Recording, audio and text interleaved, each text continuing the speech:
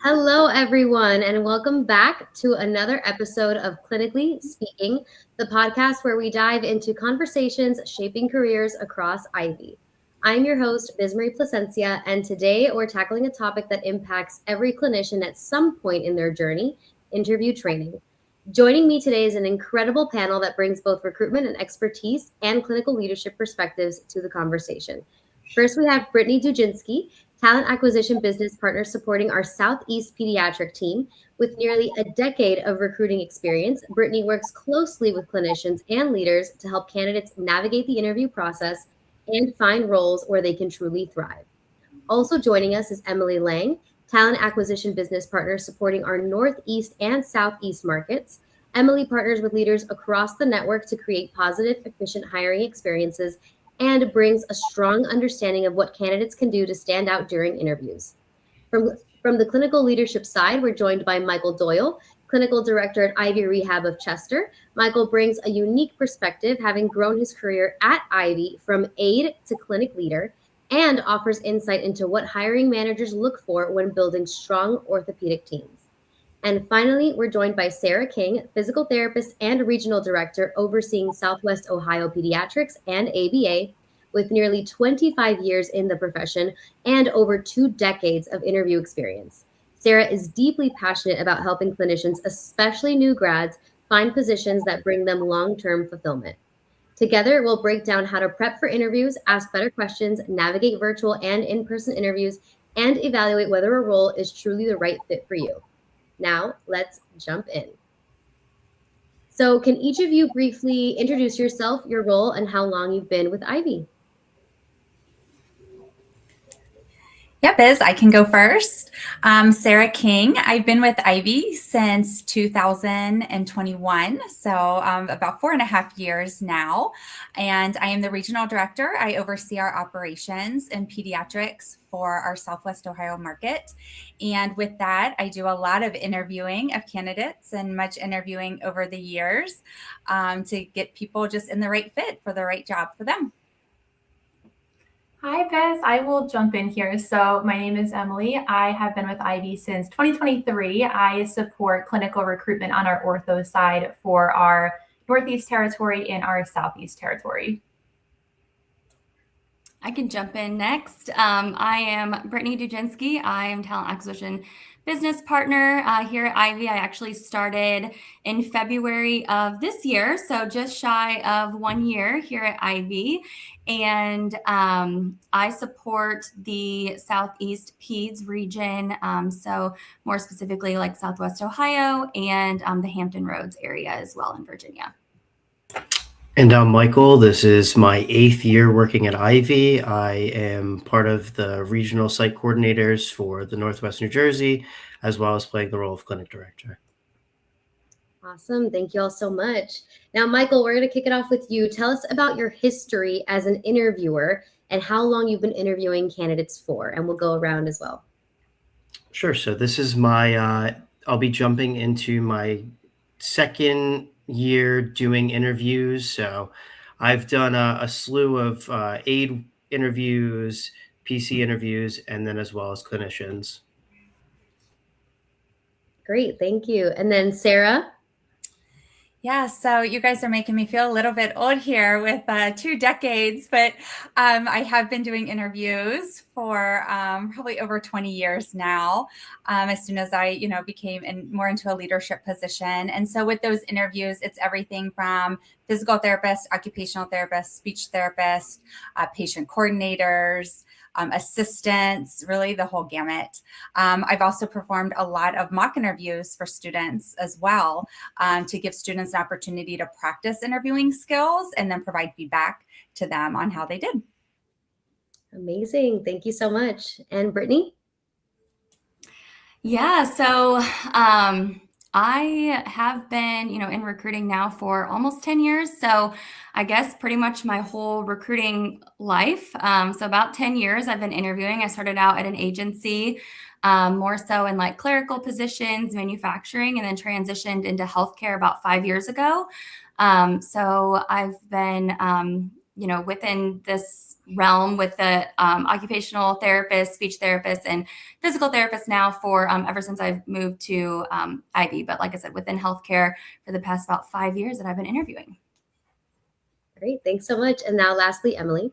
Thanks, Biz. So I've been with Ivy for about 2.5 years, but prior to Ivy, I was working with a smaller PT practice for about 2 years. So about 4.5 years in total of interview experience. I did start off with interviewing for clerical positions and have about 3 years of recruiting experience for now clinical roles in healthcare. Awesome. And I'm really excited because that's a lot of diverse experience here. So we're going to hear a lot of great opinions, and it'll be a really great episode today. So Brittni, when thinking about the interview reset and that kind of mindset that you need to have, what does it mean to reset your mindset when going into an interview? Yeah, so really I think the biggest piece of advice, honestly, with that is like breathe, right? So going into an interview is really the opportunity to showcase like your experience, your accomplishments. So I think like reframing, your mindset into kind of thinking of it as a way to kind of like showcase yourself and, all that you have accomplished will maybe, kind of change a little bit about the way that you go into the interview. And then, as you're kind of prepping and doing that reframing, really looking and kind of like at your resume and ensuring that you can kind of pull out some previous like experiences that you've had, like specific scenarios, things like that. So really just kind of prepping yourself and like I said, reframing your mindset there, kind of going into it and really just taking, taking notes down on those previous experiences that you've had so that you have that to kind of pinpoint back to. And then, also just if it's been a while since you've interviewed, really going online, using the resources that you have and go online and, pull out some of those interview questions that you may be asked and really practice. So practicing is like such a great thing, especially going into an interview. So having that opportunity to practice and really just kind of reframing that mindset that it is an opportunity for you to really understand, what you're looking for and what you've done in the past and how you can bring those skills to a new company and being able to showcase that as well. Great. Thank you so much. And Emily, how should candidates approach interviews from the lens of fit rather than just going in to get an offer? Yeah, thanks, Bez. I feel like Brittni's answer was a great segue into that question. I think coming in with just the mindset that this should be a mutual discovery process, not necessarily having the perfect answer to every question an interviewer is going to ask. So don't be concerned with saying all of the right things. For fit, definitely identify your non-negotiables coming into a conversation. I always tell everybody, don't be afraid to ask questions. It's one of the most important parts of an interview. And just from personal experience, I feel like some of the strongest interviews that I have done, it felt more like more like just open dialogue with conversation to identify mutual alignment as opposed to selling a position, so to say. Okay. And do you think your non-negotiables should change depending on the company or the role, or is that something that should be a constant? I would say a little bit of both. I think it's going to depend on your personal situation. They may vary a little bit from role to role or company to company, but I think you just have to identify what's most important to yourself, what you are looking for in your either first career or next career. So it could change depending on everybody's situation. Okay, great. Well, thank you. And speaking of kind of looking inward and really figuring out what's important to yourself, Sarah, what does being honest with yourself about what you want in a job really look like from a leadership perspective? Yeah, so us as leaders, we're not just trying to fill a role, right? We're trying to find the right fit for our team, for our culture. And with that means that, we want people that want to be with us, right? And so if somebody isn't honest with themselves about truly what they want, they could end up in the wrong role, right? So I've had a friend that she wasn't honest with herself, took a position And then a couple months later, she's like, this isn't really what I wanted, right? And so she ended up wasting her time, wasted the company's time, and she didn't last long. So you want to avoid that. You want to be really sure, right? You want to be really sure about what you want. You need to ask questions about it.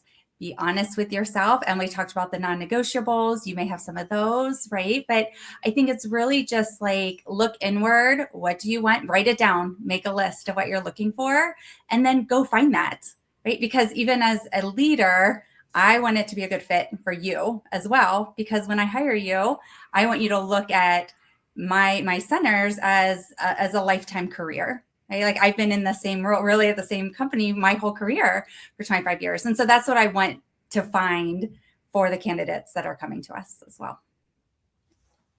Oh, beautifully said. And I hope that people are taking notes while this is going on, because this is some great information.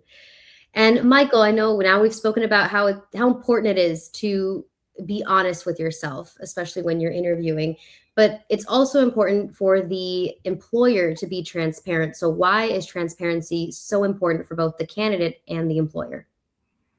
So most importantly, you want to build trust with them. You want to make sure that, you're setting the right fit for both yourself, but the candidate as well. So making sure that those sit in the best situation so that you, like Sarah said, aren't wasting time or filling into something that might really not work out. Great. Thank you so much.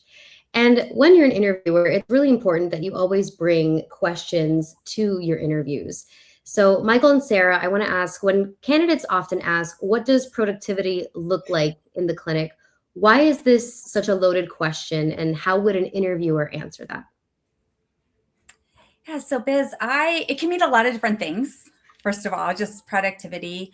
But sometimes it tells me that this candidate may have some concerns about meeting expectations, about what could be expected of them. How I answer it is I do talk about more of like the day-to-day, what our expectations are in terms of the number of patients that we're helping each week, documentation. But I'm also going to ask, what has been their experience, whether it be in a clinical rotation or an employment situation, of their past experience with productivity and what that looked like, because then we can compare a little bit, like once I have an idea of kind of where they're coming from. And Michael, on the ortho side? I'm very similar to where Sarah is. I try to be as transparent as I can. I want to make sure that, these are the expectations that we lead to. There's many different ways that we can get to them, whether it be, caseload management or something along those lines. But I want to make sure that, there's some sort of backstory as to how we're setting the expectation to start. Great. Thank you both. And I know we spoke a little bit about non-negotiables. So Brittni, how should a candidate reframe questions about what they're looking for in a career in a more professional way? So, really, I think first it's all about like kind of what we've mentioned, like really understanding like what's important to you as a candidate, going into an interview, really understanding that piece of it. And then once you understand, what you're looking for, kind of reframing those questions. So like if growth, for example, is something that is important to you as a clinician.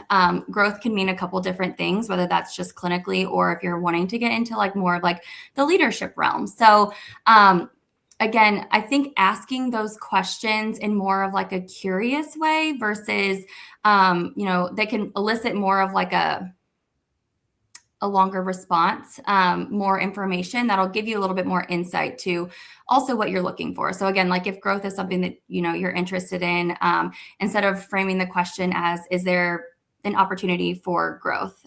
More so reframing it as like, what are some growth opportunities you may have for me as a clinician at Ivy or whatever company it is that you're interviewing with, or like what growth opportunities are available for like any successful teammates that we've had, in the past, like where have they gone with their career? And just kind of reframing it that way. So it does elicit more of like a conversation. And then as myself as, a recruiter, I go into every interview that I have wanting to also understand what's important to the candidate as well, so that I can hopefully address, some of those questions ahead of time. And again, having more of like that conversation piece that Emily had mentioned, like having that open dialogue and having those conversations about, again, what's just important to them, and then how Ivy, or again, whatever other company it is that they are interviewing with, how we can meet their goals as a clinician. I really like that answer because it reminds me of, you're interviewing them, but they're also interviewing you. Absolutely. Yep. And Sarah, we kind of answered this a little bit with a productivity question, but another common question is, what does your schedule look like? How can this also be misleading to ask? Yeah, so this could mean a lot of different things. It could be the schedule of the patients. It could be your working hours. It could be how long you spend with each patient. So I'm going to always ask some follow-up questions to really dig in to see, okay, like what do you mean by that schedule look like? And then I typically will show the candidate what our schedules do look like.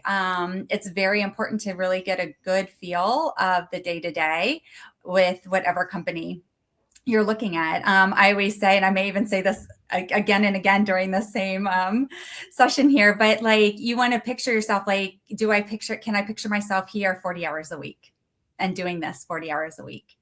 Right. So that goes along with the schedule. And is the schedule workable for what you're looking for? Is it flexible? Is it right? Like, so there's a lot of pieces within that schedule, but just know what you want, know what your restraints are in terms of your schedule.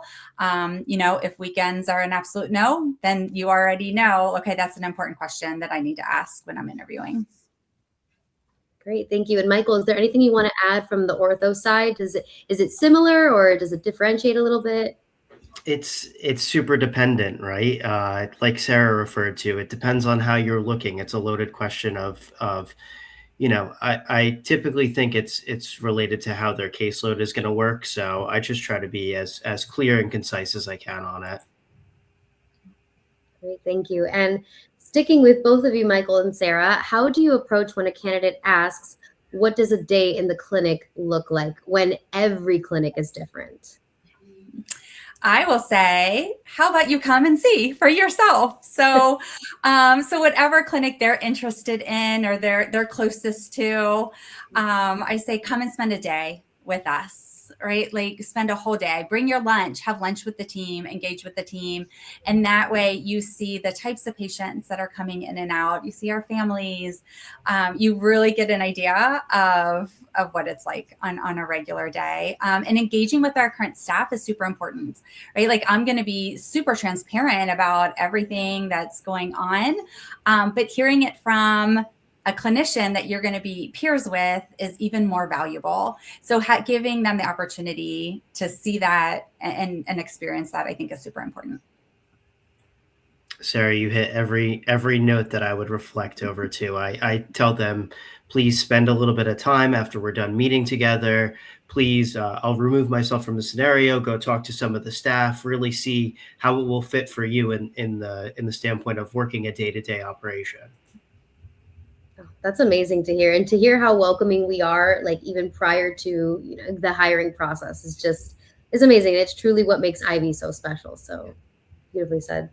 And I'd like to add something to that too, because that is something that I mentioned, in my interviews with candidates, is that, we, like, part of the interview process is for you to go on site and spend some time. And honestly, I've never gotten any negative feedback about that. Everyone loves the opportunity to be able to go into the clinic and, spend some time and really just understanding what they're going to do. And like, I literally say, like, immerse yourself in the clinic, like, meet the other therapists, see where you're going to be working every day. And it's honestly something that I get so much positive feedback on as well.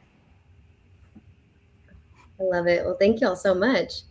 And lastly, for Emily, Brittni, and Michael, how can candidates ask about flexibility and work-life balance, a very popular word in today's day and age, without directly using the word burnout? Yeah, I can jump in here, Biz. I mean, just thinking about my day today, the amount of times that I had conversations around work-life balance, was very frequent. I think you can look at it at a couple different angles. I think number one, when interviewing, talking with a company about their PTO package and what their PTO policy is, because that is very, very important. Again, go back to your non-negotiables. And again, kind of what Sarah and Michael were talking a little bit about, what does the pace and the workload look like day to day? You're really going to get insight into that when you are on site in a clinic. We can talk about productivity, but when you're actually there shadowing and immersing yourself, like Brittni said, it's going to be a real eye-opening experience. Again, talking about what a typical schedule looks like. So what are the expected hours that you are, going to be working in the clinic? What does the weekend coverage look like? But then also coming at it from a retention standpoint, you can also ask leadership, why do people stay with an organization versus why do teammates leave an organization? I think that could be a pretty eye-opening question as well. I was going to say, I don't really have much more to add to that because that was kind of where I was going to go with it as well. It's, again, just one of those things too.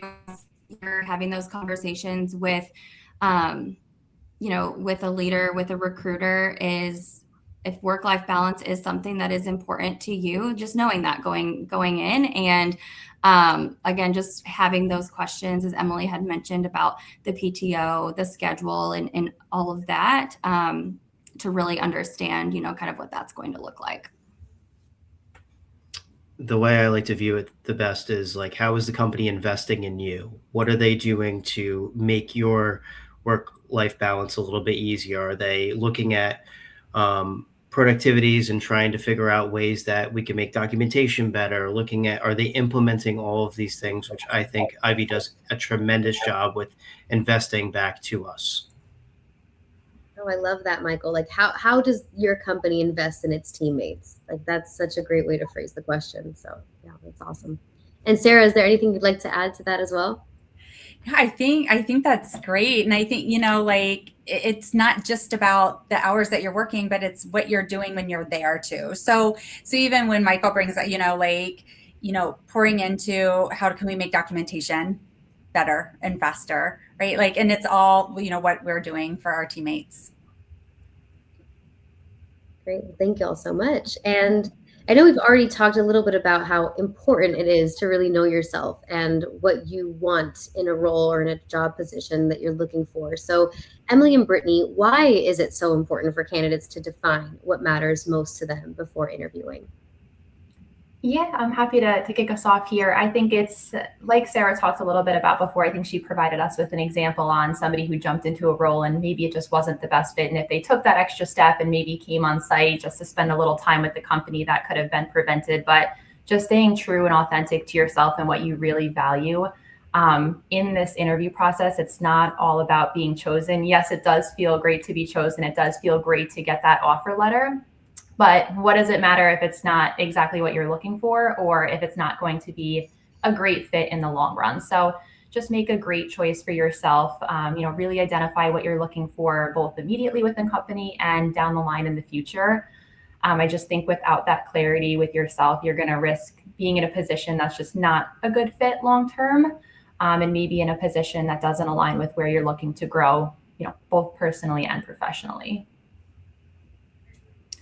Yeah, and honestly, just kind of adding to that, really, like, again, just kind of what we've been saying, like just understanding what is important to you as a candidate going in, and just ensuring that it is the right fit, right? Like we keep mentioning like transparency, like we just really want to make sure that you're honest with yourself, and we both ways, right? Like we both want to make sure that who's chosen at the end is going to be the right fit on both sides. And it's a choice from both sides too. It's a choice from us and it's a choice from you as a candidate. So even giving yourself that opportunity to go into the clinic and seeing day to day, you may, not know fully, but once you get into the clinic, you're probably going to have a pretty good idea if this is going to be a good fit for you. So, taking the time in those interviews that you have to really just understand what's important, come with those questions to get a good sense of,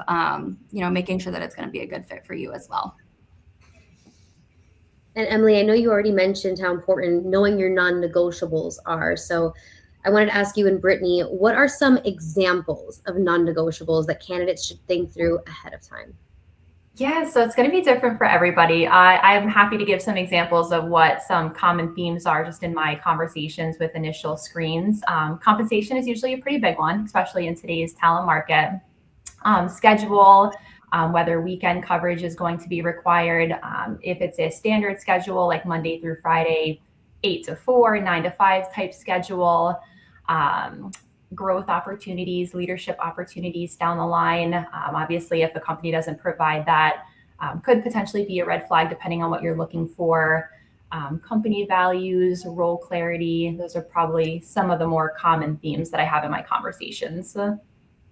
Yeah, just to add to that too, I think, as Emily mentioned, like it really does vary person to person on kind of what those look like. And, some people benefits may also be, super important. Like that's really what they need looking at a role or, if you have a specific time of the day, like you cannot stay at the clinic past a certain time, like so flexibility in scheduling and all of that. So again, non-negotiables, I think really are going to vary person to person, and it could even vary like times of their lives too, right? So somebody as a new grad may have a little bit different non-negotiables than somebody who's a little bit more seasoned in their career as well.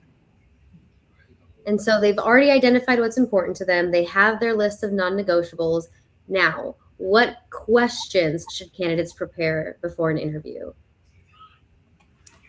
So really it just kind of depends, right, on, again, going back to, I think what we keep talking about is what's important to them, like using those questions to really understand if it's going to be a good fit. And, just kind of understanding that way. So again, like if work-life balance is something that's important to you, understanding scheduling and, the compensation piece and all of that. So it's really just going back to what's important to them. And, if they have any, like if the job posting, maybe wasn't clear on what the benefits look like or things like that, coming in, if benefits are important to you, you want to understand what those benefits look like. And then, just having those conversations as well. So I do think it's always important to come into an interview with some sort of questions. And even if it's asking, that leader or, the recruiter, like what, just even getting a sense for like the company culture and the values and, what's you've been there for, however many years, like what's keeping you at Ivy or, whatever company it is that you're interviewing with. So I think even just having those other more like personal questions about, whoever you're interviewing with and to help you gauge more of like that company culture piece and really just anything kind of going back to what's important to you and just having a full understanding of the role, the company, so when, it is time, if we are looking at making an offer, that it is going to be the right fit for you in the long run. Yeah, Brittni, I think you said it best there. She kind of touched on some more specific examples, but I just think highlighting the importance of having questions prepared. You always want to have, I always recommend 1 to 3 questions ready to go during an interview process. It just signals to employers that you're ready and you are prepared coming into a conversation. I've had conversations that were pretty one-sided where it's just question, answer, and ultimately we've had the most success where it's just an open, informative conversation. And I think that's where candidates are going to get the most out of their experience. Great. Thank you both. And I want to ask this question out there. Is there ever too many questions to ask? Like, should they not exceed 5 or the more questions, the better? What do you think? The more, the better, Biz. I'm like, bring it on, right? Because we want to make sure you're interviewing us too. We want to make sure it's a good fit. So for me, bring it on. I will spend as much time as I need to answer your questions and make sure you're comfortable. Yeah, I agree. I think having more questions just shows your intentionality and that you're, that it is something that you're really interested in and truly want to know more about, the company, the position, and all of that, and that you're taking into consideration every single thing about it. So I agree. More questions, the better. If you have any additional questions after we get off the call, here's my contact information. Always reach out. That's awesome. And Michael, did you want to add something to that? I think it shows a big level of how much they care about the role, and they want to really, really make sure it's the right fit for them. So I find more questions the better. Great. Thank you all. Now, we've spoken about growth, we've spoken about shadowing, but we haven't touched on mentorship. So, Sarah and Michael, how does asking about mentorship models show intentionality, and how does mentorship look in the clinics? Yeah. So it just shows that you are willing to learn and that you're wanting to grow, right? That mentorship's important to you. And truly for every new grad, I recommend ask about mentorship because it's super important that you do have somebody there that you can ask questions to, be a guide for you. In the pediatric world, a lot of, our clinics here at Ivy are PT, OT, and speech all integrated together. Not all pediatric places are like that too. So, asking about that collaboration piece as well. And do I get some mentorship? Do I get to learn from, I'm a physical therapist. Do I get to learn from other physical therapists? But do I also get the opportunity to learn from occupational therapists and speech therapists as well? So super important to ask about that because it's going to show the your interest in growth. And then it shows you as a candidate if the company puts a lot of emphasis on that growth and mentorship too, right? If they have a solid mentorship program, that's going to tell you something that they strive for their teammates to grow and develop within the company. Thank you, Sarah. And then Michael, from the ortho side? From the ortho side, it's definitely important for us to, make sure mentorship is put out for new graduates because I think there's a lot that goes into learning how to actually be a clinician in the field. So there's a lot of questions that come up. I think there should be some dedicated time just to make sure that you can have those questions answered. You can have, you're always ready to learn the next stage of it, but you have to make sure that somebody's there to walk you through those. Mm-hmm. And we do an excellent job in the ortho side of making sure each clinician does have that opportunity. Mm-hmm. Yeah. And Biz, one thing I didn't mention before is, it's one thing to ask, do you have mentorship? It's another thing to ask, what does that mentorship look like? So, it can be informal, it can be more formal. Do you allow time? Do you block time in the schedules for that to happen? Right? There's a lot of pieces of that I think it's important to ask. And I know I talked about a new grad, but also maybe somebody that is experienced in ortho and has come into the pediatric realm or pediatric into ortho or, SNF or different settings. So, maybe, I understand you offer mentorship for new grads, but this is my first time in this type of setting. What does that mentorship look like for me coming in with experience too? That's great for experienced clinicians to know so that they know that is available. It doesn't matter if they've been in the industry for 10 years, they can continue growing and continue learning. So yeah, that's fantastic. And how does the interview process in general look different for new grads in comparison to that seasoned clinician? And this one's for Emily, Brittni, and Michael. Yeah, happy to start off here and just talking about that first conversation, before an interview process. I think when comparing new grads versus experienced clinician, I find that my calls and my conversations, they're gravitating towards more of the environment, the atmosphere, company values, what kind of coaching am I going to have? How is my career going to accelerate? This is my first position that's not a clinical rotation. So we'll talk about opportunities within the clinic, different equipment that they have, the team size, the mentorship that is going to be available, which we don't necessarily cover and go that in depth with experienced clinicians. We may, but with new grads, it's going to be a little bit more about the environment, what it's like coming in for their first full-time role, and what's the coaching and the mentorship that we just touched on. What is that going to look like, and how is that available to them? Yeah, and I agree. And also, the piece of also just kind of giving them advice too, right? Like this is, their first time. They may not, all settings, populations are going to look a little bit different. So, unfortunately, while you're in school, you don't really have all of the exposure to every setting, every population. So really just asking, all of those questions. And us, as I know for me as a recruiter in those conversations, like I'm even giving them advice. Like I may know that, they're interviewing elsewhere, and it's like, okay, well, let's talk about, salary versus pay per visit and what that looks like. And truly a lot of times, like they really don't know.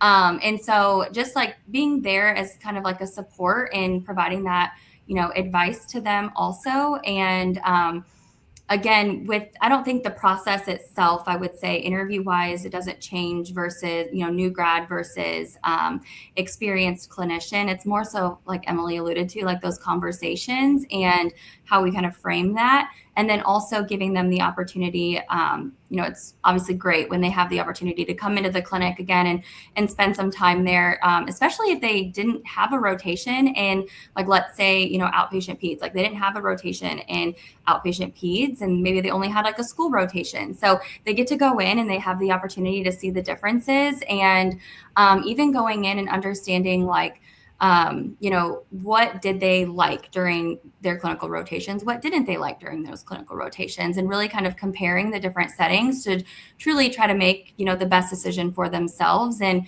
it's okay if they don't get it right the first time and all of that, but that's what we're here for, is to kind of give them as much information as possible, provide those resources to them so that hopefully they feel really confident, if an offer is presented, that this is something that they want to do. I definitely agree with everything that they're saying. With the one thing that I love to plug to my new grads who are coming in is I talk a lot about our mentorship project, which we touched on before. And I also like to talk about clinical education. We're always doing partnerships, whether it be through residencies and leveling up people with the clinical education. And in the first year of working with Ivy, they're able to double their funds of what they have for clinical education. Great. Thank you all. And Sarah, would you like to add anything, since you also work with a lot of new grads? Yeah, I think I joke sometimes, like I have a 19-year-old, my oldest is 19. So sometimes I'm interviewing folks that aren't much older than her. And I'm like, I feel like I'm mothering a little bit as to like, okay, well, make sure you're looking at this and make sure you're looking at that. Again, I want it to be the right fit on both ends. So I think just having that guide, and I know I work very closely with Brittni. And so I always tell them like, okay, Brittni's like your tour guide through this process of interviewing. And so they just feel very comfortable, and they know who they can reach out to with questions, whether that be, with me or wherever it is, right? Like I'm a resource for you indefinitely. I've now made the connection with you. So even if it's 5 years down the line, reach out to me, ask questions. So I think just having a little bit more guidance for those that are first starting out. And I just want to point out that at Ivy, we're all about the people, and hearing each of you say that you love to help these new grads out in any way you can during that interview process, I think just speaks volumes into more of how our team is and how much we prioritize each other, our teammates. And it's amazing and beautiful to hear.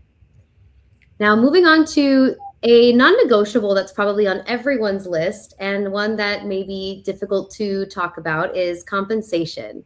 So when is the appropriate time to bring up salary during the interview process, Emily and Brittni? Yeah, so I'm going to speak for myself. I'm not going to speak for Brittni. I bring it up on all of my initial conversations with candidates. I feel like there's this notion that it's an uncomfortable topic to talk about, and that's why I'd rather have this open dialogue about it up front. We talked before, transparency is key. So I do bring it up at the end of all of my calls with candidates, because it is important to ensure both parties are aligned. The last thing we want to do is get to the end of the interview process, we're ready to make an offer, and there is a disconnect on expectations there. So transparency is key. I discuss it on my first call. I think we're all aligned for the most part here on that mindset. But that's a little bit about my conversation with it. Yeah, I completely agree. I always ask the question at the end of my conversations, and I truly want to make it like an open conversation, right? Like I want to know, what are your compensation expectations for this role? And if we're off, let's talk about it. Like, let's talk through it. Again, like Emily had mentioned, transparency is key. And I always tell my my candidates that I'm like, I want to be as transparent with you on the front end, so there's no surprises on the back end.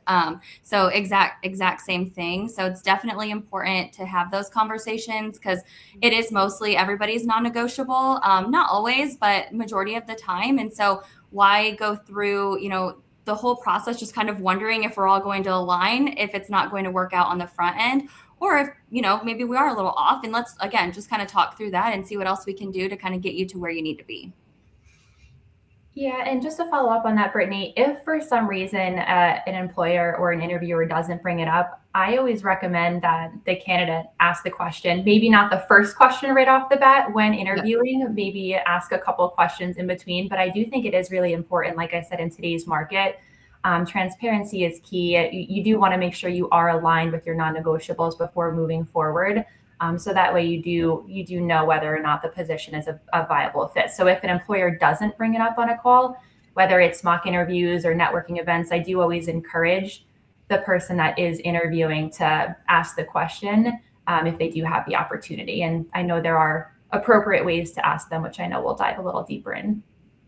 Yeah. And also with that, just like, as you had mentioned, like if that question does not come up, I don't think it's just a little bit of advice. I don't think it's something to bring up initially in your conversation, like, hey, how are you? Hey, what's your salary for this role? Definitely, like, as a candidate, kind of build that relationship a little bit, and maybe ask it a little bit more appropriately during that call. But no, I 100% agree. Definitely want to always make sure you have those conversations on the front end. So again, there's no surprises later on.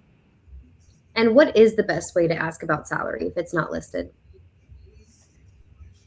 Yeah, I always say, could you share the salary range that's budgeted for this role? That's usually a pretty safe go-to in my mind. I feel like that's pretty appropriate. I don't know if anybody else has other thoughts on that. Yeah, I would say, pretty similar. Really just asking, like, based off of the experience that I've shared, do you have a salary range in mind for this position? Okay, great. And Michael and Sarah, do you have anything to add to that side of the conversation? No, I think, right, I'd say the exact same things. Now, Emily, Brittni, and Michael, how should candidates prepare before discussing compensation? Michael, we'll kick it off with you. So I would say research your market, but make sure that you're negotiable in it. Make sure you look into the other aspects of just salary itself. So have a number that's ideal for you, but make sure that you look every which way around that offer to make sure that it fits for what's going to work for you. Yeah. And also, I mean, like you mentioned, Michael, like do your research for your market, but also do your research based off of the setting and population that you're going to be working with. Different settings are going to look a little bit different. So if you are, more of like an experienced clinician that is coming from a different setting, compensation may look a little bit different from the setting that you're used to and into the setting that you're interviewing for. So definitely want to do your research ahead of time. And that's even something kind of going back to like the advice piece. That's something as a recruiter that I like to have even during my conversations. Like if I know, they're coming from a different setting, and I'll talk through that. Like, we may look a little bit different on compensation, and this is why. But again, just really doing the research on all of that ahead of time is key, and for sure. Yeah, 100% agree with what Michael and Brittni are saying. Also take into consideration geography. Every area is going to be a little bit different in terms of the cost of living. So that's going to vary across the board. But along with setting, just do a little bit of research in the industry and on other competitors in the area. So that way you have a target baseline on just the going rate, which comes with just that research. But also nowadays, I do want to highlight that a lot of states have pay transparency laws where pay does have to be included in job descriptions, which makes it a little bit easier for research purposes. But again, 100% agree with what both Michael and Brittni just said. Great, thank you all. And for Emily and Brittni, how should candidates professionally respond to what are your compensation expectations? So I think really just kind of coming in with like Michael said earlier, coming in with an expectation of like a number that you're looking for, but also understanding, some of the other benefits and things that are important to you. So, coming in with like a range in mind, a set number is really hard to work with. So if you have like a range, we can typically, work within that. I don't know, Emily, if you have anything additional there, but that would be kind of my recommendation from like a range. Yeah, definitely come with a range prepared, because every company is going to be a little bit different. But I think instead of just looking at the bottom number, every company's benefits package is going to be a little bit different too. One company might offer a little bit more PTO, maybe the cost of health insurance is a little bit lower. So that is going to factor into the final decision. But just an example of like an appropriate way to answer that, you can say something along the lines of, like, based on my understanding of the role, of the responsibilities that were talked about, and market research, I'm targeting a range of X to Y. I think that's an appropriate way to answer that question. Thank you both. And then sticking with the theme of preparing for an interview. So a lot of the times there are common questions asked in the interview process. Like, for example, the one that comes to mind is, what are your strengths and weaknesses? So this is a question for everyone. What are the most common interview questions that candidates should always be prepared for? And we'll kick it off with Sarah. So my very first question is, what are you looking for in a position? So this goes back to really being honest and knowing what you want, because I need to see if that's a match. So that's when I'm always going to ask. I'm always going to ask about just like your long-term goals. Where do you see yourself several years from now? And then as an interviewer, I'm thinking, okay, does that match where you could be with us? So I don't want to take all of them, but those are the two main ones that I think are just super important to prepare for. I will also say, be ready with examples, because I'm not just going to ask you like, are you efficient? Right? I'm going to ask you questions that you need to share me examples and experiences that are going to answer the question for me. So I think the more you can reflect, we talked about getting your mindset right coming in, right at the very beginning. So really taking your time to reflect on your experiences, prepare, and be ready to give examples. Yeah, Sarah took a little bit of what I was going to talk about there, but a follow up on Sarah. One thing that I love to ask during my conversations is, what drew you to Ivy? I love to find out, did you do a little bit of research prior to our call? And if so, what is it about us that stood out to you? What do you know about our organization? What is most important to you? What are you looking for? And that really gears my conversations with candidates. So not every conversation is going to be a little bit different. That's usually how I start off the call, is wanting to know a little bit about them personally, but what drew them to Ivy. Yeah, I really don't have much more to add to that, because Sarah and Emily both took everything that I would say. And but again, I think the biggest thing is just coming with really understanding and knowing your resume, right? Your experience. And as Sarah mentioned, different examples and things like that, and preparing. Preparing before some of those interview questions, and more of like the behavioral interview type of questions. And so that you have those specific examples that you're able to, respond to those specific questions with. Personally, for me in the ortho space, I am always talking about the growth factor of somebody. I'm always trying to look at what is their next, what are we looking at in 5 years? How can I align you with the path that you're looking for and make sure that it fits the right mold? Great, thank you. And Michael, what should experienced clinicians be ready to talk through if they haven't interviewed in years?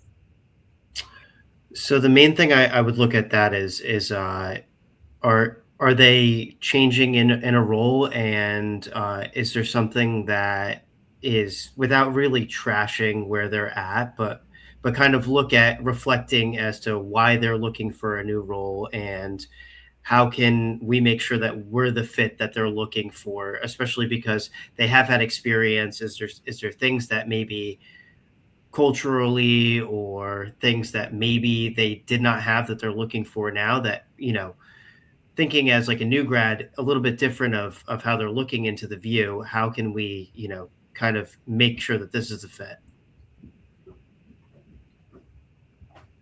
Great, thank you. And Sarah, from a pediatric standpoint, do you see a difference? Are there similarities in that as well? Yep, definitely similarities. One thing I ask for sure our experienced clinicians is give me some examples of how you've contributed positively to the culture where you've been previously, right? And I want to see, are they somebody that is an engaged teammate and a team member? I may also ask, tell me about your most challenging time that you've had here recently and how did you overcome it or how did you navigate through it? So that way I'm able to see, their ability to problem solve or be open with communication, even in a more difficult situation. Thank you. And in today's world, we have many virtual interviews as an option. So, Emily, what are the most common virtual interview mistakes that you see? Yeah, for virtual, I think the biggest thing is not having your camera on. Always have your camera on. You'd be surprised it does happen a little bit more often than you think. And then I would always recommend just testing the platform that you're going to have the interview through ahead of time. You don't want to, or at least you want to avoid at all costs jumping onto an interview and maybe having an issue with your mic or your speakers, having it result in then a phone call or having to reschedule. So camera on, professional appearance, and test the equipment and the platform ahead of time. And does anyone else have any mistakes that they typically see? Just once, don't eat on camera during an interview. Oh, no. Avoid chewing gum, avoid eating. It was only once, but something, even if you're really hungry, just like save it for later. Oh man, that's funny. Brittni, how about you? I don't know if I can top that one. No, I mean, just to kind of go off of like the testing of the equipment and everything, my recommendation is at least jumping on like 5-10 minutes ahead of time, just to make sure that audio, camera, everything is aligned. I think there are a lot of times where, people may not even jump on until right at that time the interview is supposed to start. And then I'll be getting phone calls or text messages because it's the link isn't working or something along those lines. So just giving yourself a little bit of a window prior to when that interview starts can help with hopefully eliminating any of those distractions or anything like that may pop up during that time. Sorry, Biz, I do want to add one more. I think going along with what Brittni said, giving yourself, an adequate space to have the interview and actually getting yourself scheduled. We see it happen sometimes where somebody's taking an interview on the go and like they may be on their phone or mobile device and we're like talking to the bottom half of their face. So like actually making sure that you're set up properly and you're engaged and you're not, doing a few other things along with trying to have a conversation with the interviewer. Great, thank you. I think that also speaks to like phone interviews too, though, right? Because I've even had people take an interview from like, oh, hold on 1 second, I'm checking out at the grocery store. Like, we've got an interview scheduled right now. Why are you at the grocery store? So I think that also goes with phone interviews too. Like, schedule that time for you to be distraction free. Don't be checking out at a grocery store, please. And Michael, I know you typically don't host virtual interviews. Your interviews are in clinic. So what is a common mistake you typically see in person at interviews? I would say big no-nos would be tardiness, not making good eye contact, seeming to lead off with questions that, we were talking about before, like leading off with your compensation. These are the hours that won't work with me. You want to make sure that they're willing to be invested into it. So those things are definitely, I look more into that rather than like dress attire and things along those lines. Although I would prefer dress your best rather than an overly casual look. Good to know. And what is the proper protocol, Brittni and Emily, if technology fails mid-interview?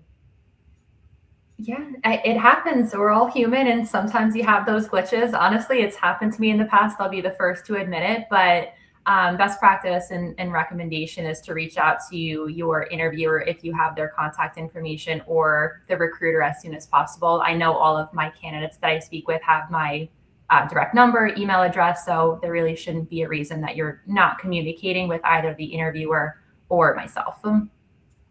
Yeah, I agree. I was just going to say too, ahead of time, just make sure that you do have that contact information handy. Like if your internet happens to go out and you just can't access like your email for whatever reason, like just write it down. Be prepared that if, it is technology is great, but sometimes it does fail us. So just being prepared ahead of time, overly prepared, you may not actually need it, but in the event that you do, at least you were prepared and be able to make that communication or that contact, as soon as that happens, so that we can try to mitigate and think of another way, and hopefully not, go too far into the interview where you can still have your time and the interviewer has their time to ask the questions as well.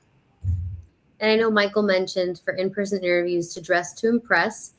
How would the protocol be for virtual interviews? Would you expect the same type of attire? Yes. For Emily, Sarah, or Brittni? Yeah. No, I was going to say, yes, definitely want to make sure that even for a virtual interview, if you're unsure, it's always best to just dress over what you think, just to make sure that you are professional. You definitely want to look professional in your interview.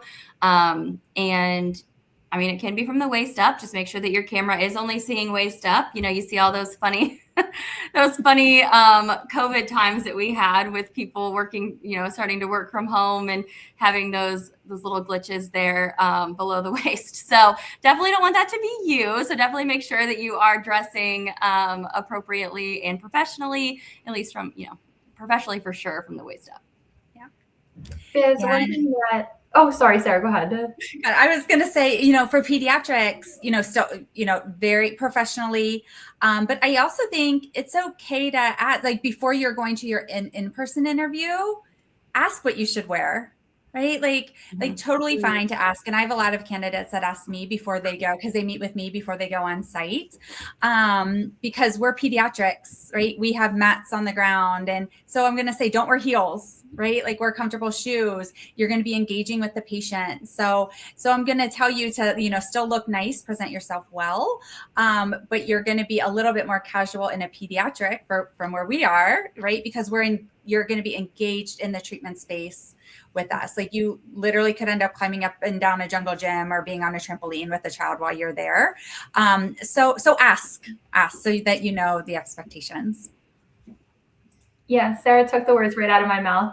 It's so common that candidates may ask me what to wear. And listen, we're here to help you be your most successful. So if you have any questions or reservations whatsoever, just feel free to reach out to your recruiter or, the next level interview, and we will give you all the information that you need.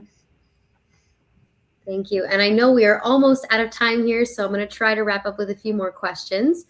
But how can students and clinicians best use conferences and career fairs to really stand out and utilize it as a networking tool?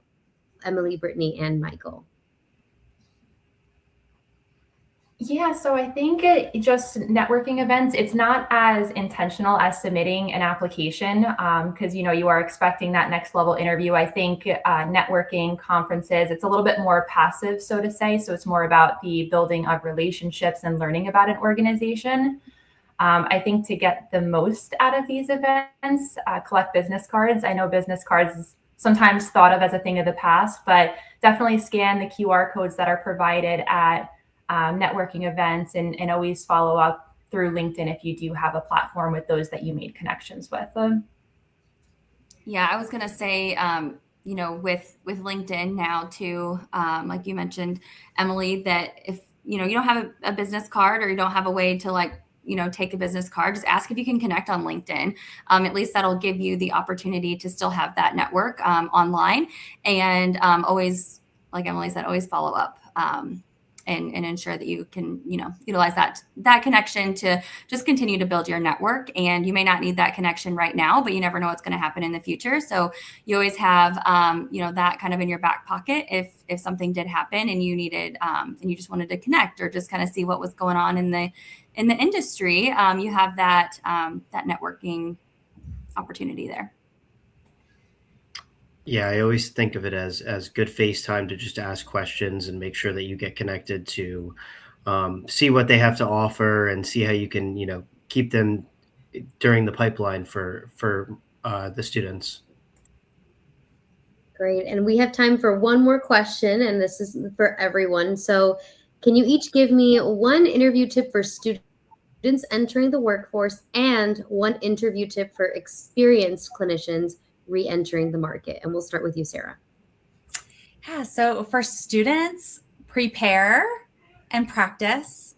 Ask for a mock interview, right? Like practice with friends, family, your clinical instructor at your clinical, right? I think, practice, I always say, practice just makes you better, right? It may not make you perfect, but it's going to make you better equipped. And those that are experienced, just do research on the company that you're looking for so you know what questions to ask coming in, and then you show that you are interested in the position. And Brittni? Yes. So no, I agree. For students, definitely research, utilize those resources that you have, professors, clinical instructors, even if it's someone like in your, a setting, a therapy clinic in your area, and you just want to go in and shadow and, just kind of learn a little bit more about that setting. So I think that just trying to get as much information as you can and asking the questions that you can to truly understand, what you're looking for and what's going to be the best fit for you. And then experienced clinicians re-entering the workforce or re-entering the market. Really, just thinking back to prior experiences or prior companies, that they've worked with. And understanding like, okay, what did I like about that company? What didn't I like about that company? And using that to kind of narrow down what's important to you moving forward, and just kind of looking back at your resume and, polishing that up and really just kind of reflecting on some previous experiences that you've had as well. Yeah, I will say for new grads, ask questions, ask as many questions as you can, jump at that opportunity to join us on site. I mean, that is relatable to experienced clinicians also, but for the experienced clinicians, hone in on your non-negotiables. As you gain more experience and have a lot of years under your belt, that's going to be a lot of different experiences with different companies, maybe even potentially different settings. So really hone in and identify what it is that you're looking for as you continue to grow in your career.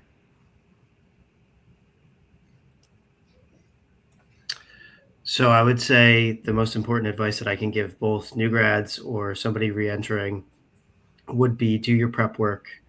Make sure you're updating your resume. Make sure that you're doing your research. Make sure you're updating your LinkedIn, and just look at what you're looking for and make sure you're good about your non-negotiables, but make sure that the company is willing to invest in you. I think most importantly, I could tell from both standpoints is, are they willing to invest and make sure that it's the right fit for you? And if it is, that should help, gain you to the right position.